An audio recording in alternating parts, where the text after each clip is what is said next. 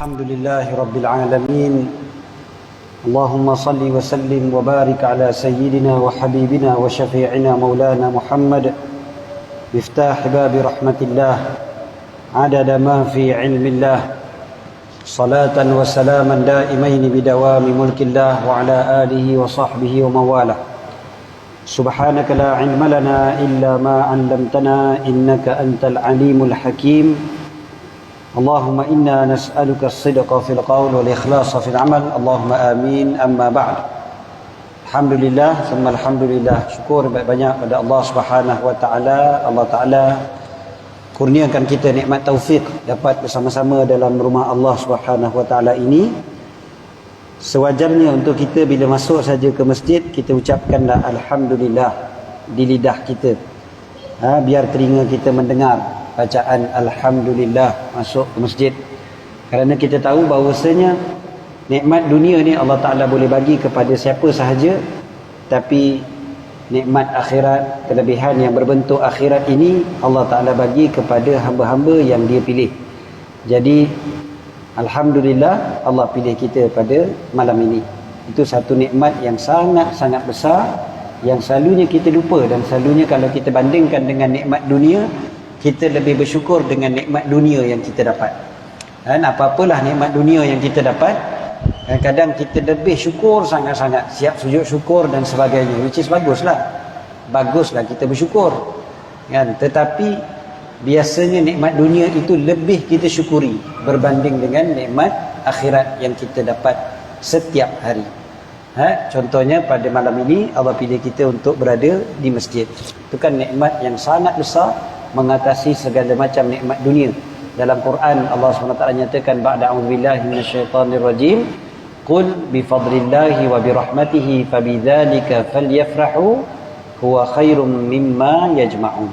Katakanlah dengan kurniaan dan rahmat daripada Allah, maka bergembiralah, demikian lebih baik daripada apa yang mereka kumpulkan daripada segala harta benda dunia.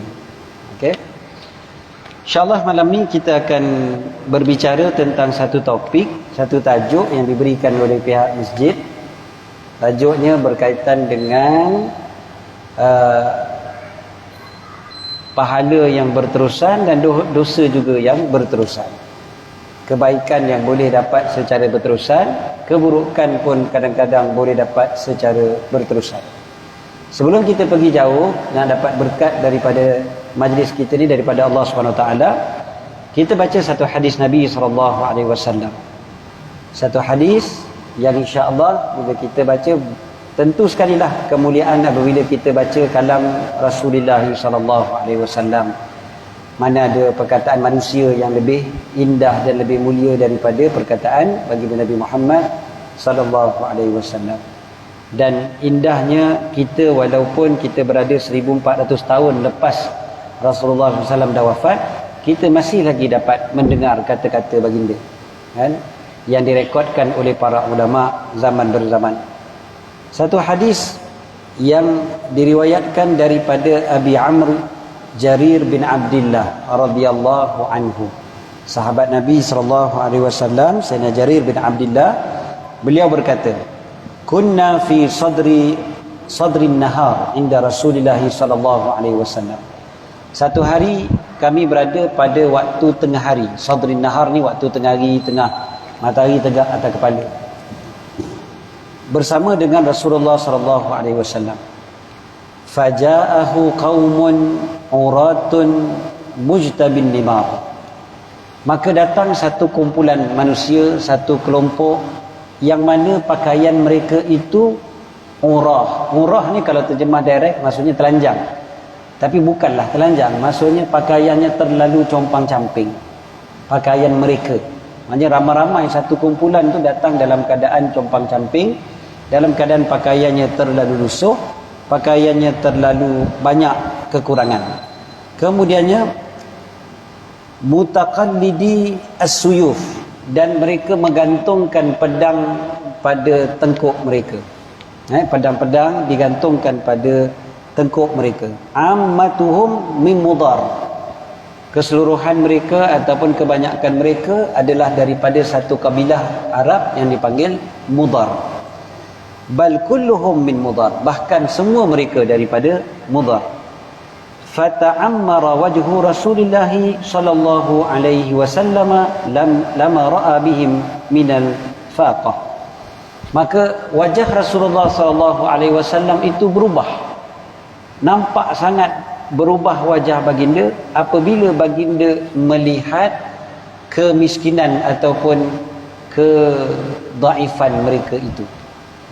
Teruknya keadaan diorang tu, bila diorang sampai, sahabat boleh nampak wajah Nabi sangat-sangat berubah. Kemudiannya fadakhala thumma kharaj. Kemudiannya Nabi SAW masuk ke rumah baginda. Tak lama lepas tu baginda keluar semula. Sebab kita pun tahu masjid Nabi, rumah Nabi kan sebelah-sebelah aja. Jadi Nabi masuk ke rumah sekejap, Nabi keluar semula. Fa'amara Bilalan fa'adzana wa aqam. Kemudiannya baginda pun memerintahkan Sayyidina Bilal untuk azan zuhur. Tadi kan tengah hari kan. Jadi azan zuhur, kemudiannya Sayyidina Bilal qamat, kemudiannya mereka pun solat. Fa shalla thumma khatab. Kemudiannya Nabi pun solat bersama dengan para sahabat. Kemudiannya baginda berkhutbah, baginda berpidato. Apa kata Nabi SAW? Faqal, ya ayyuhan nasu taqu rabbakumul ladzi khalaqakum min nafsin wahidah, ila akhiril ayat. Nabi SAW membaca ayat, wahai manusia, bertakwalah kepada Tuhan kalian yang menciptakan kalian daripada satu jiwa, sampai habis ayat tersebut. Kemudiannya Nabi SAW membaca, ya ayyuhalladzina amanu taqullaha wal tanzur nafsum ma qaddamat lighad. Wahai orang yang beriman, bertakwalah kepada Allah dan perhatikanlah setiap seorang itu akan apa yang dia lakukan untuk esok hari. Okey? Itu je khutbah Nabi. Nabi baca 2 potong ayat. Satu ayat suruh bertakwa pada Allah yang menjadikan kita semua daripada satu jiwa. Kemudiannya, wahai orang yang beriman, bertakwa pada Allah dan perhatikanlah apa yang kita lakukan untuk esok hari. Subhanallah tuan-tuan, walaupun khutbah tu cuma 2 ayat aja, 2 ayat Quran sahaja yang dibaca oleh Nabi SAW. Nabi tak baca panjang-panjang, Nabi tak simpulkan ataupun ceramahkan dan syarahkan dan sebagainya. 2 ayat cukup, dah selesai. Apa yang berlaku ketika itu? Yang berlaku adalah tasaddaqa rajulun min dinarihi, min dirhamihi, min thawbihi, min sa'i burrihi, min sa'i tamrih. Bersedekahlah seorang daripada dinarnya. Ada seorang keluarkan duit dinar dia untuk bersedekah, seorang lagi keluarkan dirham dia, seorang lagi keluarkan pakaiannya, bagi pakaian dia, seorang lagi bagi bekas ataupun satu cupak daripada gandumnya, satu cupak daripada kurmanya. Sehinggalah Nabi SAW bila tengok macam tu, Nabi tambah pula, Nabi sebut walau bisyiqqi tamrah, walau dengan sepotong ataupun sebahagian daripada kurma. Tuan-tuan mungkin biasa dengar hadis, bersedekahlah walau dengan separuh daripada kurma. Biasa dengar hadis ni, insya-Allah. Hadis ni daripada cerita ni lah. Jadi bila orang duk sedekah tu, Nabi tolong motivate lagi. Nabi kata walau dengan setengah kurma. Lalu datang lagi seorang lelaki daripada Ansar dengan satu bekas barangan ataupun makanan yang mana sampai diletakkan, dia sampai macam tak larat nak angkat. Bahkan memang dia tak larat nak angkat. Kemudiannya datang pula orang lain, sehingga aku melihat, aku ni Sayyidina Jarir tadi yang meriwayatkan hadis ni, dia kata sehingga aku melihat dua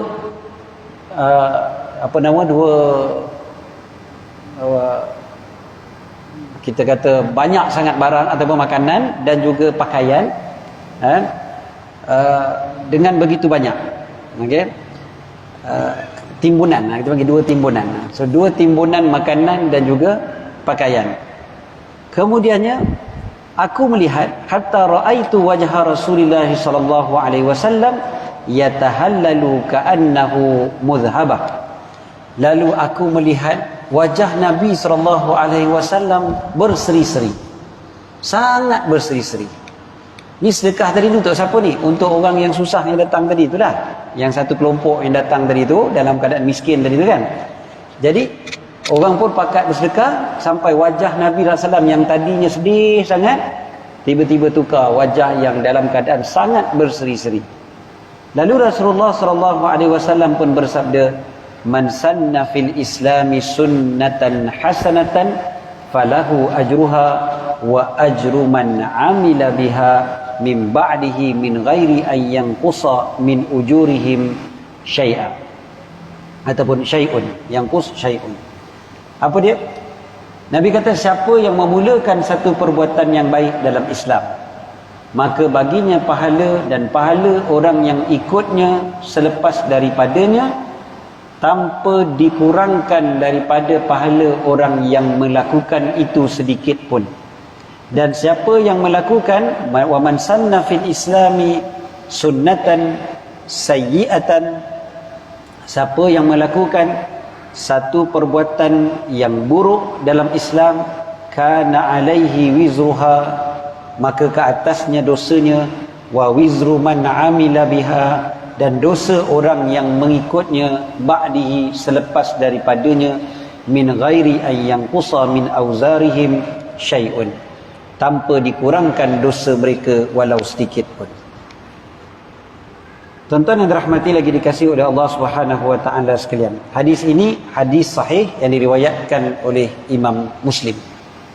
Perhatikan apa yang berlaku ketika itu. Kecerdikan sahabat Nabi sallallahu alaihi wasallam.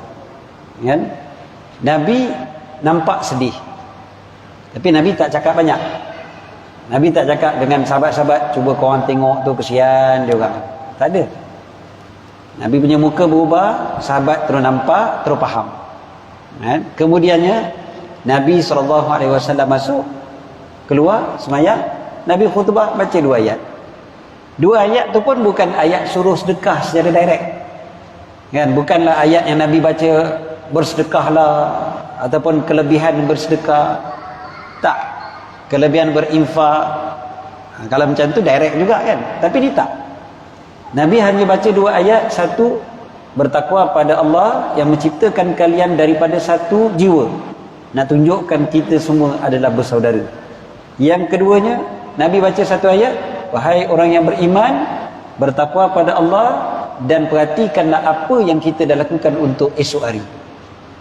Sahabat punya cerdik kan. Dia tahu, oh, maknanya I have to do something untuk esok hari. Untuk esok hari maknanya aku kena bersedekah sekarang.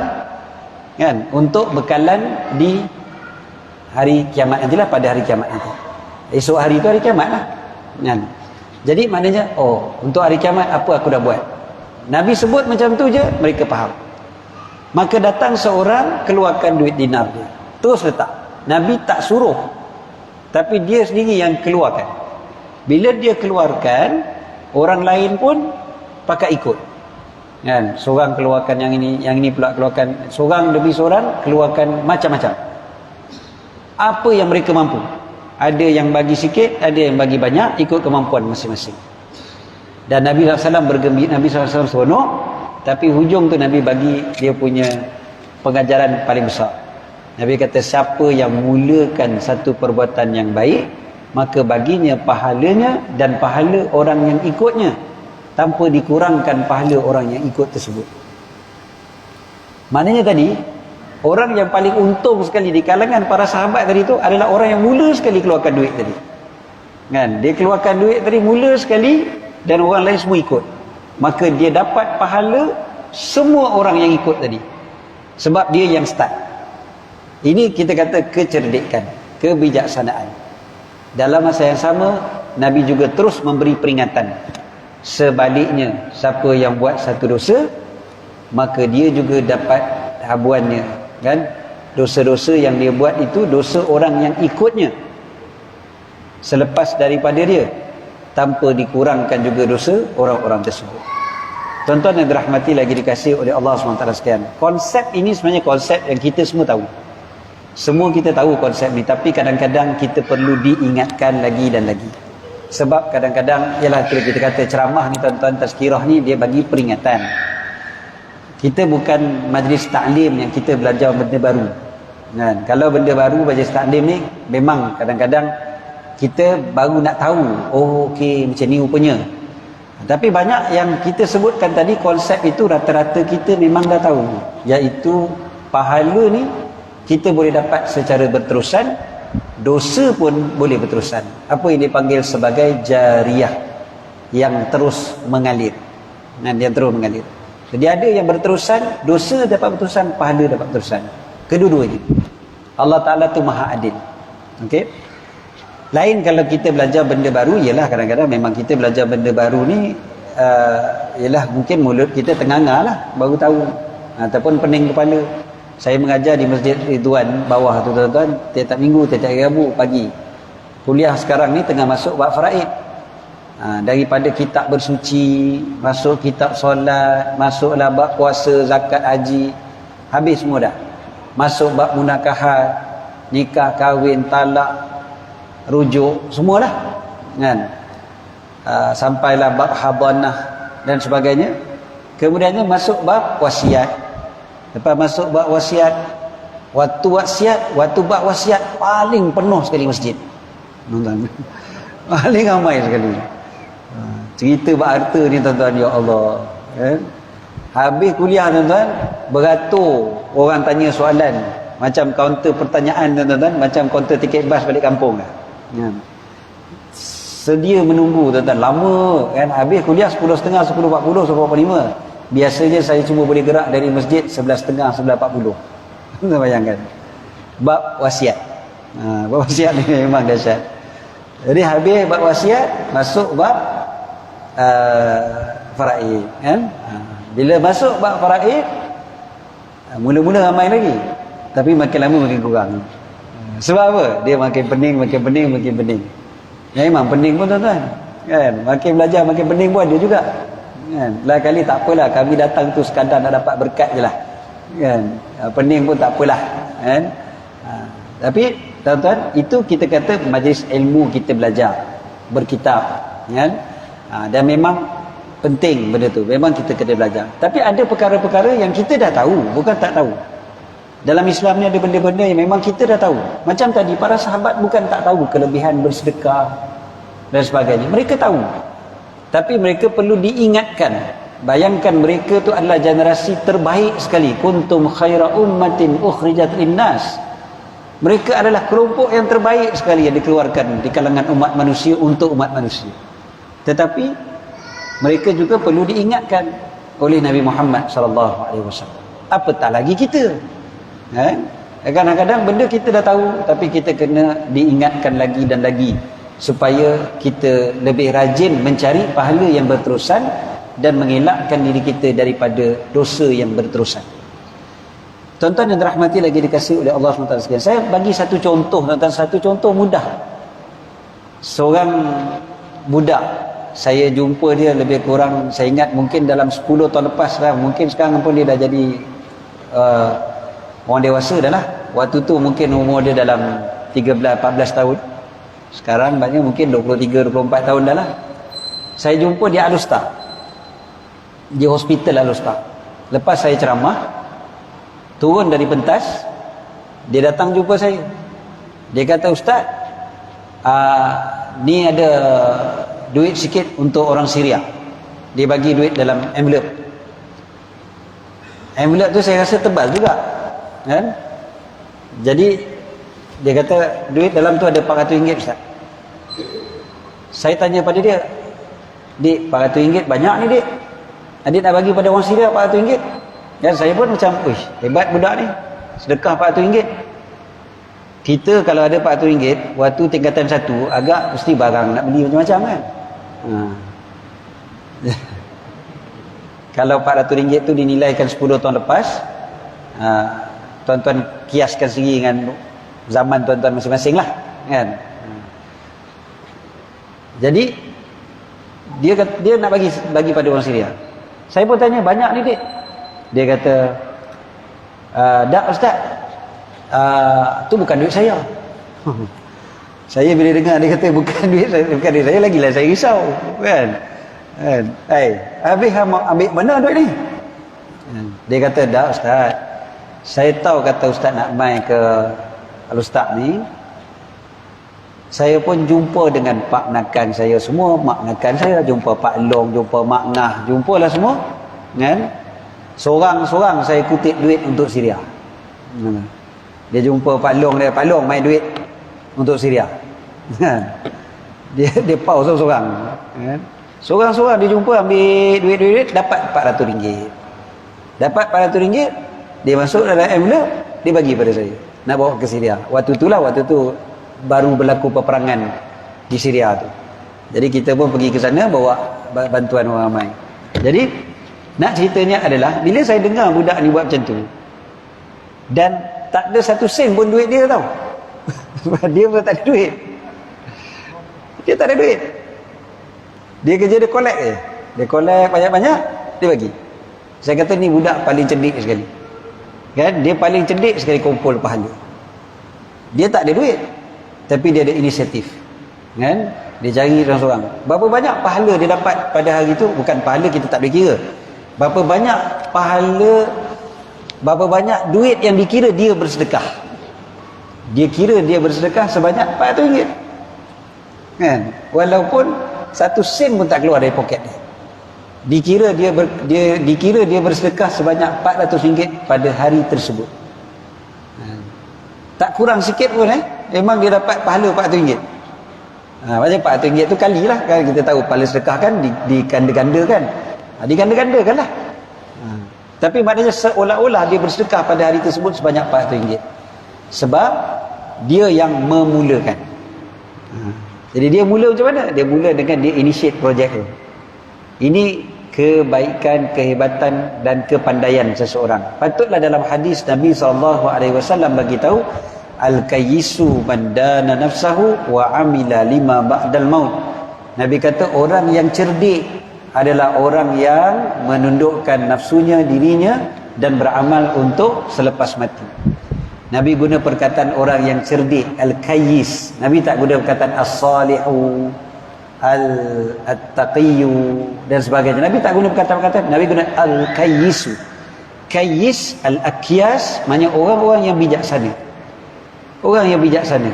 Rupanya memang kita ni nak beramal untuk selepas mati juga memerlukan kepada kebijaksanaan, dan hanya orang yang bijaksana akan beramal untuk selepas mati. Maknanya lepas mati nanti macam mana? Sentiasa fikir yang begitu. Maka itulah tanda kecerdikan seseorang. Anak muda tadi ni dia memang seorang yang cerdik. Cerdik cari pahala, dan mudah-mudahan kecerdikan itu berterusan lah sampai bila-bila.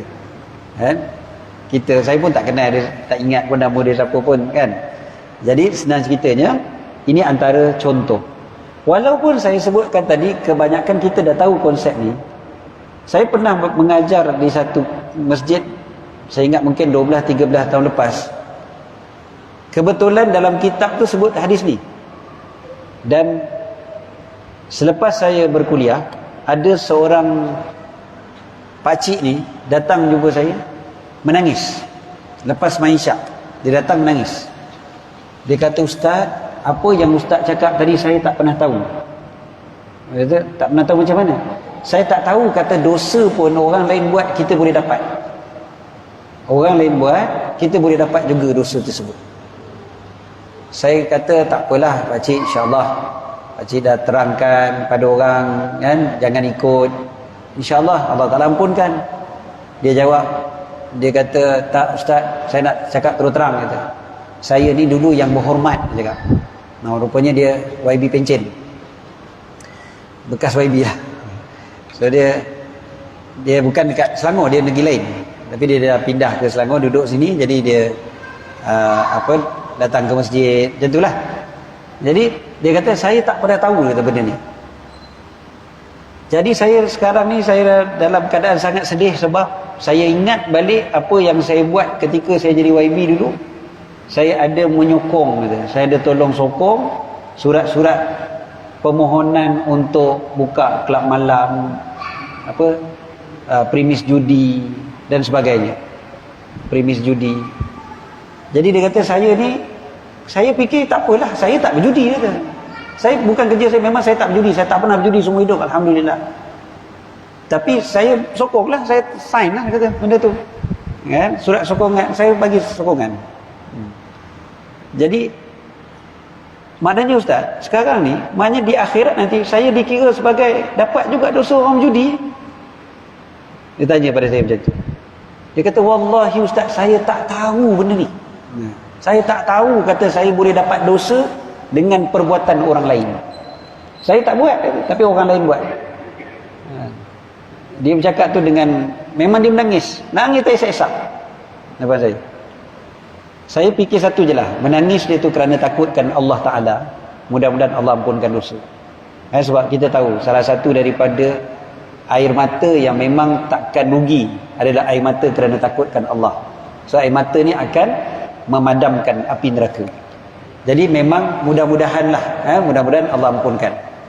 Lagi-lagi bila dibuat dalam keadaan tak tahu, kan? Dan kemudiannya bertaubat pada Allah, mudah-mudahan Allah ampunkan. Tapi nak ceritanya, ada juga orang yang memang tak tahu konsep ni. Jadi walaupun kita kata konsep ni patutnya semua orang tahu, tapi ramai juga di kalangan kita rupa-rupanya tak tahu. Jadi akhirnya kita tak berebut untuk mencari pahala yang berpanjangan, dan kita tak kisah melakukan dosa yang berpanjangan. Bukan kita yang buat, orang lain buat. Kita tak kisah untuk buat pahala yang paling maksimum sekali, iaitu pahala yang lepas kita mati pun orang terus dapat, orang terus buat, kita terus dapat pahala. Tuan-tuan bayangkanlah bila ada orang yang menghina para sahabat, para ulama dan sebagainya. Kita bayangkan mudah je, dia orang punya pahala sampai sekarang tak berhenti.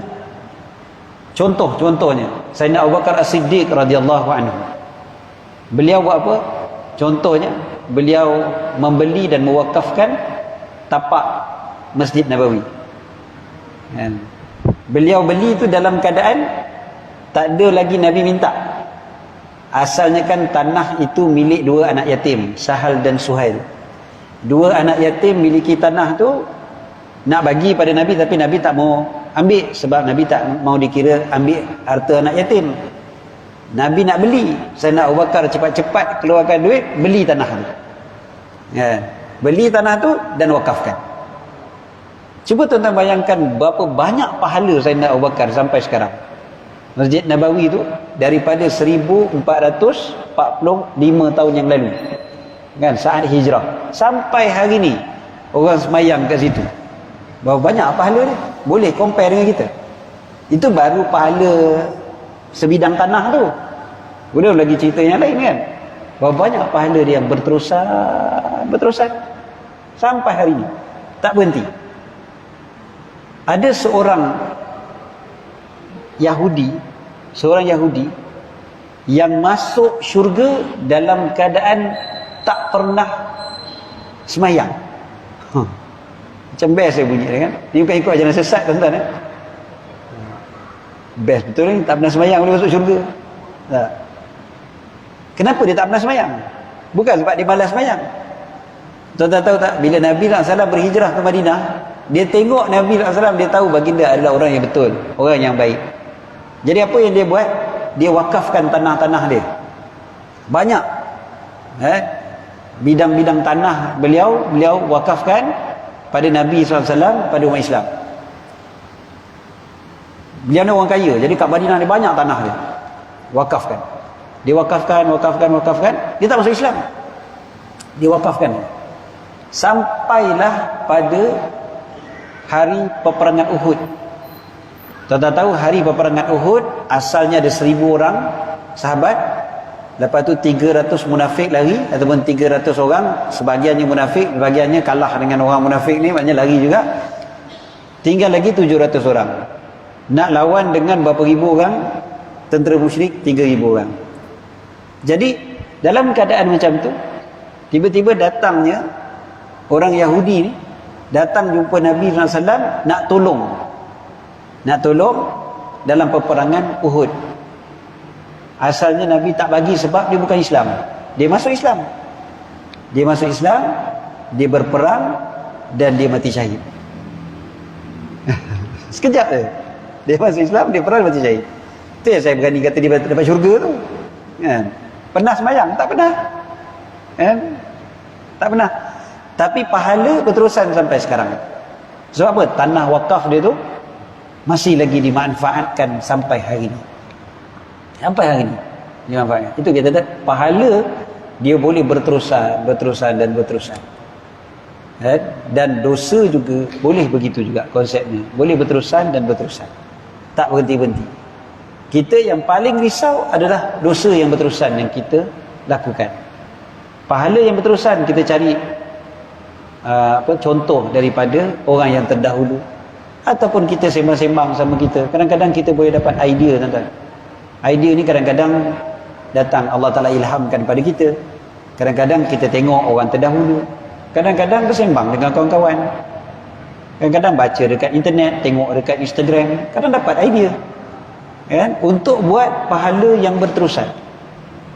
Ada seorang AJK yang sangat aktif di Masjid Kota Damansara. Saya suka bagi contoh beliau, tuan-tuan. Beliau dah meninggal dunia, Allah yarhamhu. Tuan Haji Fadil namanya. Bekas staf Kementerian Kesihatan. Beliau ni orang yang sangat aktif di Masjid Kota Damansara tu, Masjid Kuning tu lah, Masjid Kota Damansara tu. Sampai sekarang Masjid Kota Damansara satu je, ada satu lagi tengah buat. Jadi dari mula masjid tu lagi memang beliau dah aktif. Daripada sebelum ada masjid ada surau, dekat surau pun beliau aktif. Lepas tu dah ada masjid, waktu masjid belum ada kapet apa semua, beliau lah yang tolong sama-sama jemaah yang lain cuci masjid apa semua. Sampailah beliau dilantik jadi AJK masjid, beliau pegang biro dakwah sampai akhir hayat beliau. Beliau pegang biro dakwah. Dan sebagai yang pegang biro dakwah, kerja beliau susun jadual kuliah apa semua ni. Tapi bukan sekadar susun jadual kuliah. Apa yang beliau buat? Saya mengajar di Masjid Kota Damansara tuan-tuan daripada tahun 2009. Maknanya sampai sekarang dah 14 tahun. Saya mengajar situ. Tiba-tiba dia datang, saya semayang, saya tengok ada satu tulisan dekat depan meja penceramah ni. Ada tulis kat itu, tanyalah ustaz, SMS nombor sekian-sekian.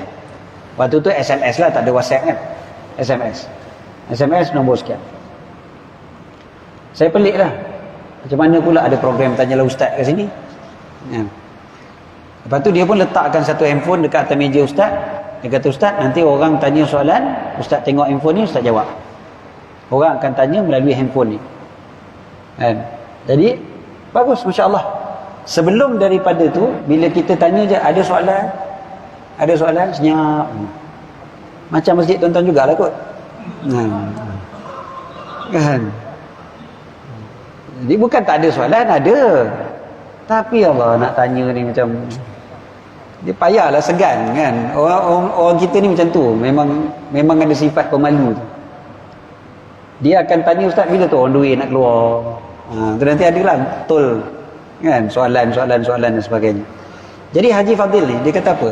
Allah yarham. Dia kata, saya bila tengok orang yang datang ni, kawan-kawan saya ni semua ada soalan, tapi malu nak tanya.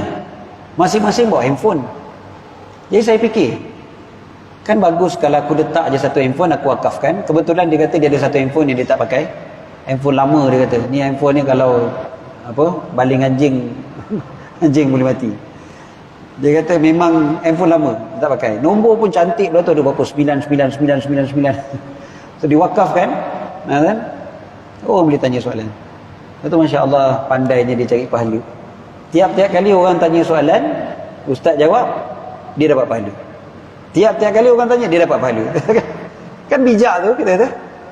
Kepandaian dia tu mencari pahala macam tu.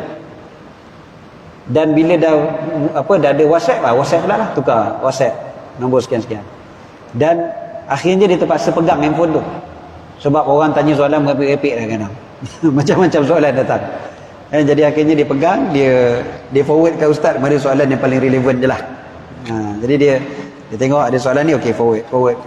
Dia forward ke nombor ustaz. Okey lah, jawab. Saya sebutkan dulu lagi tuan-tuan, saya kata nanti satu hari Haji Fadil ni sakit, dia tak datang ke masjid, orang tanya soalan, dia duduk kat rumah, dia masih dapat pahala. Bertahun-tahun, tuan-tuan, dia terus dapat pahala tu, sampailah satu hari dia sakit, sebab dia tak pernah miss kuliah. Kan? Saya tengok kuliah saya selama berbelah-belah tahun saya mengajar kat situ, dia mesti duduk paling depan sekali.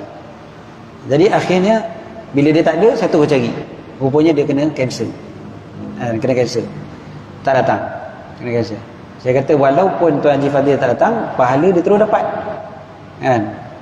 Dan akhirnya, waktu saya di Madinah hari tu, beliau meninggal dunia. Jadi, bila beliau meninggal dunia pun saya fikir macam tu. Dia kata, Allah, pahala dia berpanjangan. Tak apa tuan-tuan, yang saya nak cerita apa dia, pahala orang yang ikut. Macam mana? Saya sebut cerita beliau ni lebih kurang 10-12 tahun lepas dekat masjid-masjid lain. Dan ada banyak masjid yang tiru benda ni. Waktu tu. Ada masjid-masjid lain yang tiru. Ada satu masjid tu saya ceramah. Waktu azan isyak tu berhenti azan kan. Terus ada satu orang datang jumpa dengan setiausaha masjid, bagi handphone. Dia kata, nah Tuan Haji, buat apa yang Ustaz cakap tadi. Saya wakafkan handphone saya ni dengan line ni sekali. Jangan bagi handphone je. Dia bayarlah bil bulan-bulan tu. Jadi dia bagi. Kan? Cepat dia buat. Dia nak rebut kan. Banyak tempat saya ceramah, ada orang buat. Saya ceramah di Ampang ada orang buat. Saya ceramah di Kajang ada orang buat. Bukan kata di Selangor. Saya pergi ceramah di Johor ada orang buat macam tu. Saya ceramah di Kelantan ada orang buat macam tu. Saya ceramah di Kedah ada orang buat macam tu. Waktu tu. Jadi saya fikir, ya Allah, untungnya lah Tuan Haji Fadil ni. Dia buat dekat masjid dia je. Modal dia hanya satu handphone yang dia tak pakai pun. Kan? Tapi dengan sebab dia buat satu perbuatan yang baik tu, orang tiru. Berapa banyak masjid yang tiru, berapa banyak masjid yang buat benda tu. Tiap-tiap kali orang tanya soalan, ustaz jawab, dia dapat pahala. Sampailah dia meninggal dunia. Dan dia dah dalam kubur sekalipun, terus meneruslah dia dapat pahala. Tak dikurangkan sikit pun. Itu tanda kecerdikan, pandainya dia, kan, bijak. Saya sekadar tolong sampaikan je pada orang. Idea tu idea beliau, bukan idea saya. Jadi kita perlu banyakkan benda macam ni.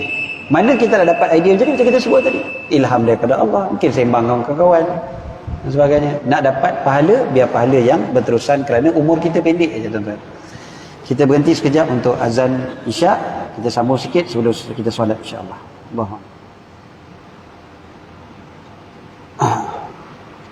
Bismillah, alhamdulillah, salatu wassalamu ala sayyidina Rasulullah. Sambung sikit je tuan-tuan sebelum kita sembahyang isyak insya-Allah. Antara yang kita boleh dapat tentu sekalilah dengan zuriat keturunan kita sendirilah. Kan? Itu antara yang paling mudah sekalilah untuk kita dapat pahala yang berterusan dan dosa yang berterusan. Ada orang boleh dapat dosa berterusan sebab anak dia tiru dia. Kan? Inilah yang ayah buat, inilah yang mak buat, dan dia pun buat. Dah jadi kebiasaan, kan, sejak kecil. Maka dia pun buat. Dia punya dosa tak kurang. Dia bukan maknanya kita tanggung dosa dia, tidak. Kita tanggung dosa kita, dia tanggung dosa dia.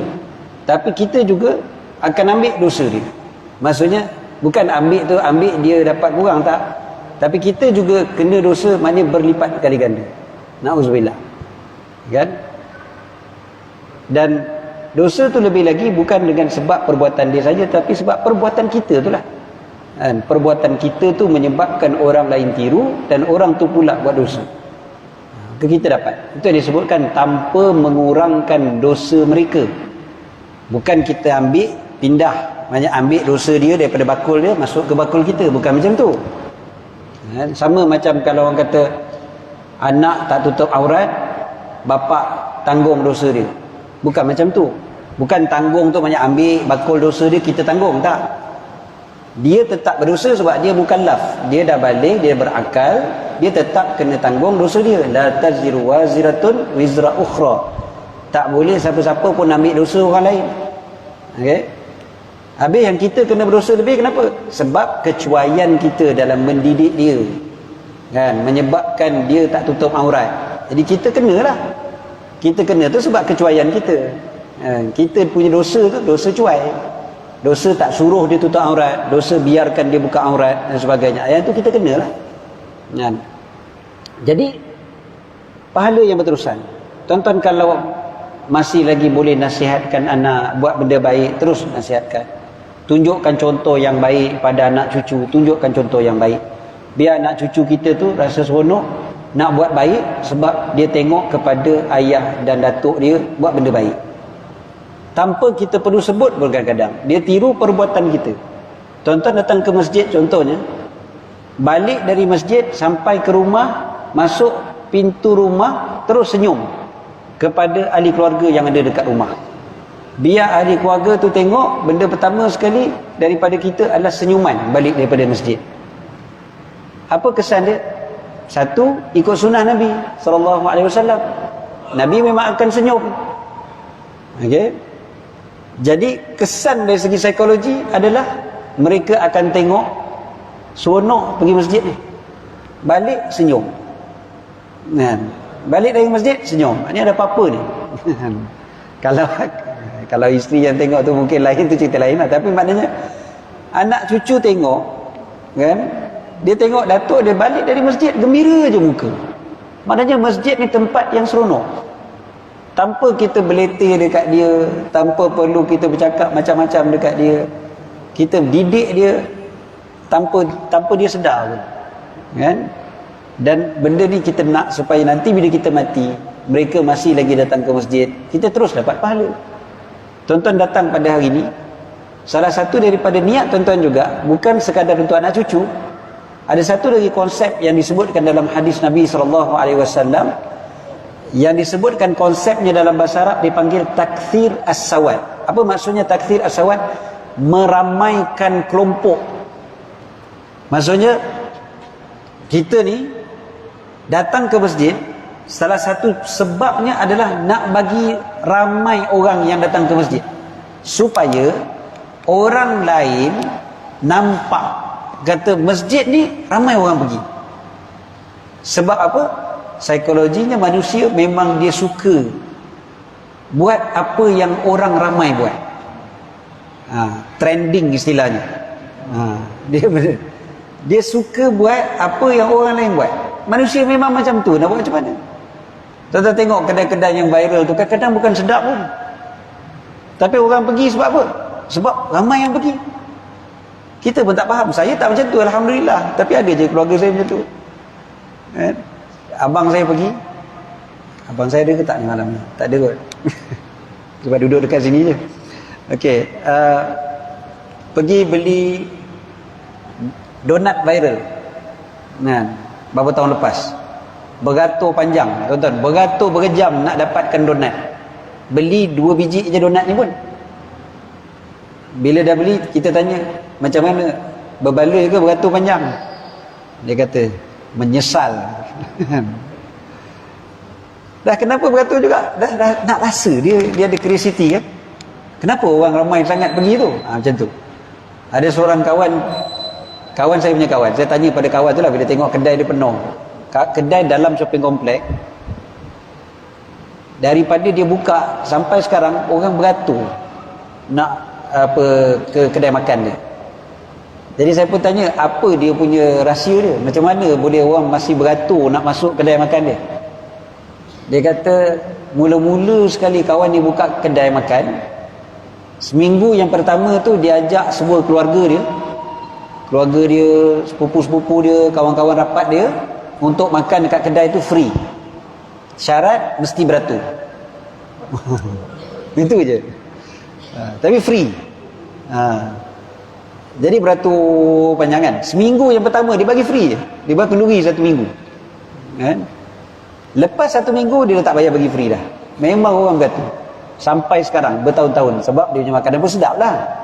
Tapi dia nak startkan tu sebab dengan cara dia bagi nampak ramai. Kan? Sebab orang akan tertanya-tanya, kedai ni baru buka tapi orang dah beratur nak makan. Jadi orang pun akan nak pergi. Jadi last sekali terus je. Tapi dia kena jagalah kualiti dia. Kalau tak sedap, sekejap je lah kan. Tapi kualiti dia jaga terus sampai sekarang. Tuan-tuan, subhanallah. Dalam Islam ada konsep tu, dia panggil takthir as-sawad, meramaikan kelompok. Jadi salah satu niat tuan-tuan datang ke masjid, niat kita buat benda baik, niat kita ada banyak. Salah satunya adalah nak bagi ramai. Supaya bila ramai, orang pun akan tertanya-tanya ataupun orang pun akan rasa ketinggalan kalau tak pergi. Jadi dia pun pergi. Dan dia tak ada rasa segan dan malu untuk pergi. Sebab memang ramai orang pergi. Jadi orang tu datang, kita tak kenal pun dia. Tapi dia datang, kita dapat pahala. Kan? Dia datang mungkin bukan sekali je.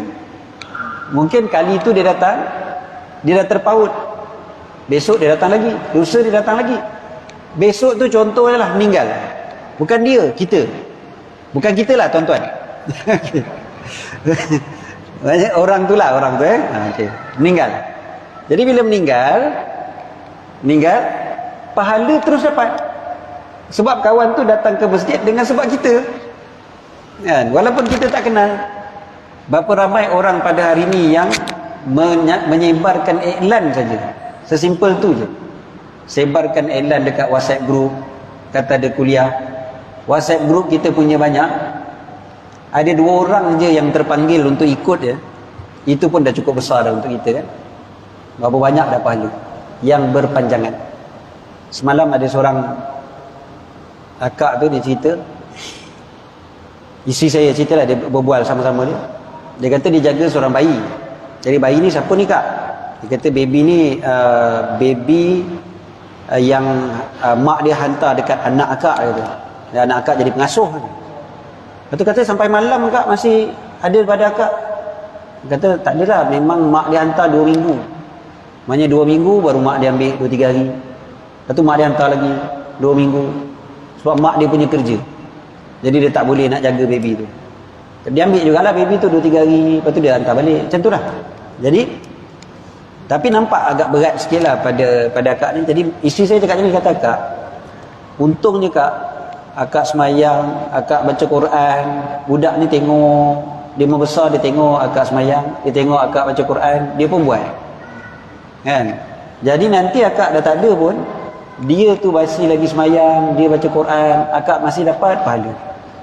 Walaupun bukan anak sendiri kan, anak orang, tapi sebab dia tengok kita, dia buat, kita dapat pahala. Kan untung macam tu. Kita datang ke masjid, tuan-tuan, naik motor, anak jiran kita pun nampak, walaupun bapak dia tak datang masjid. Bapak dia tak pernah datang masjid, tapi dia tengok pakcik-pakcik datang masjid. Mungkin bila dia membesar, dia sendiri terpanggil untuk pergi ke masjid.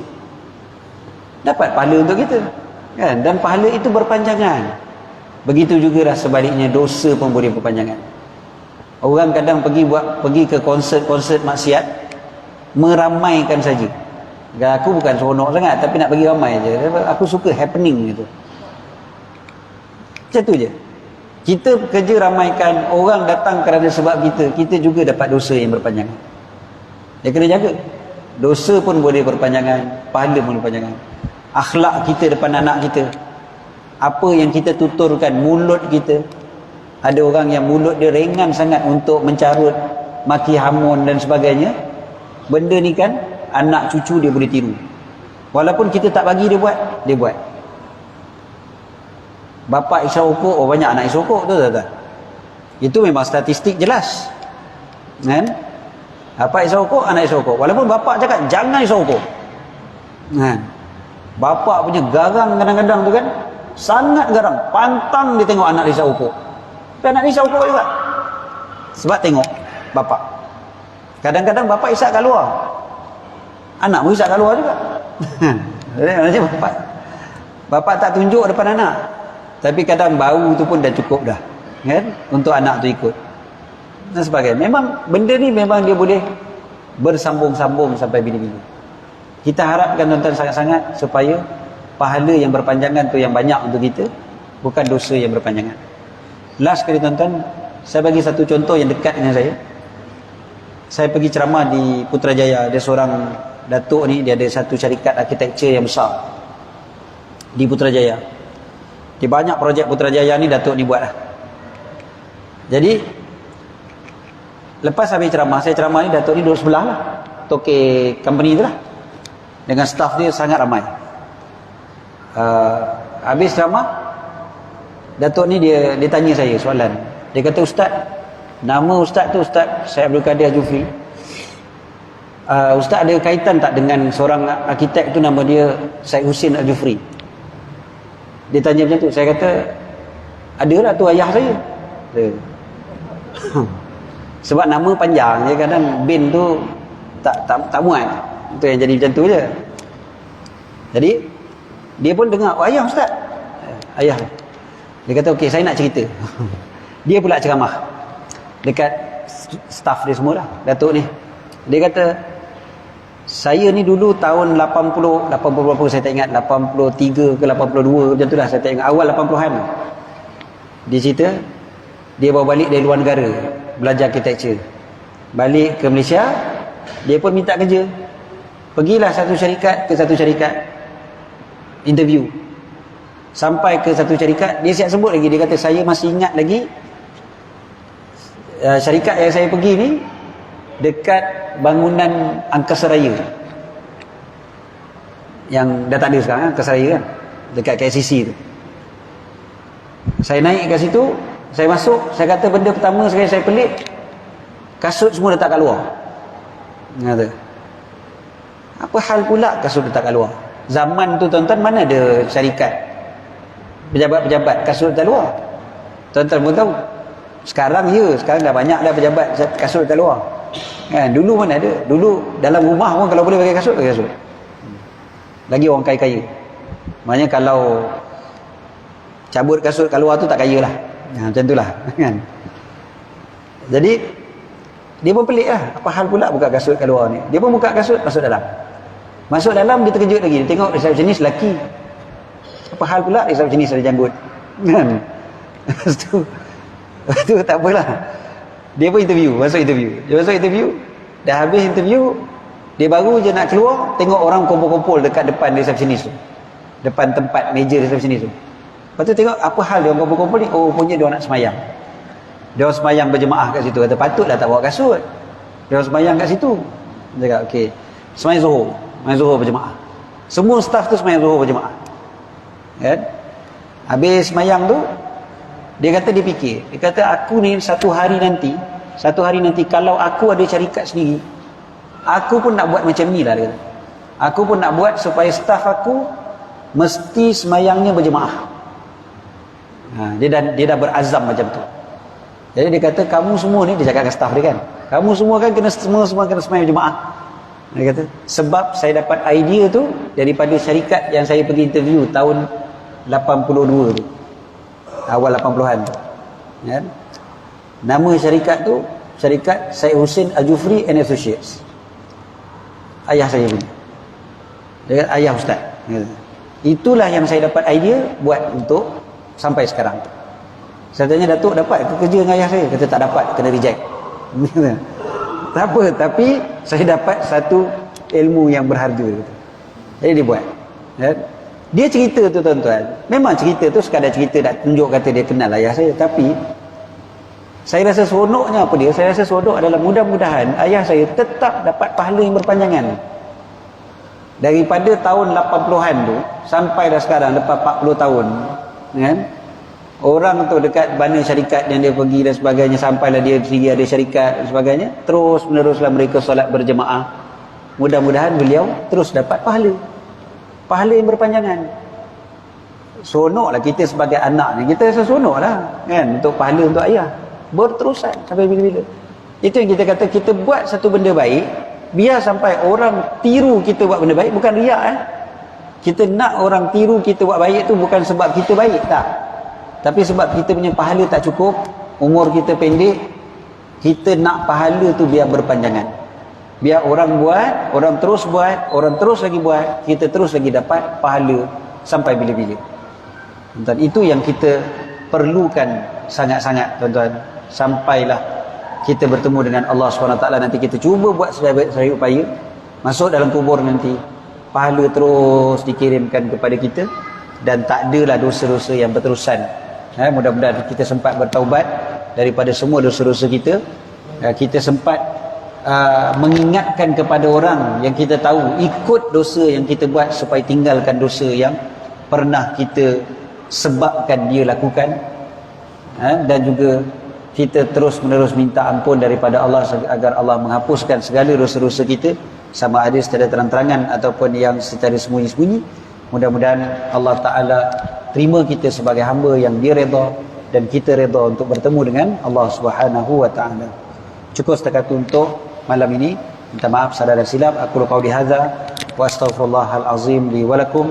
Rabbana anfa'na bima 'allamtana, rabbi 'allimna alladhi yanfa'una, rabbi fattihna wa fattih ahlana wa qarabatin lana fi dinina ma ahli al-qutri unsa wa dhakar, rabbi wafiqna wa wafiqhum lima tartadi qawlan wa fi'lan karama warzuqil kulla halalan daima wa akhilla atqiya ulama nahza bil khair nukfa kulla syarr.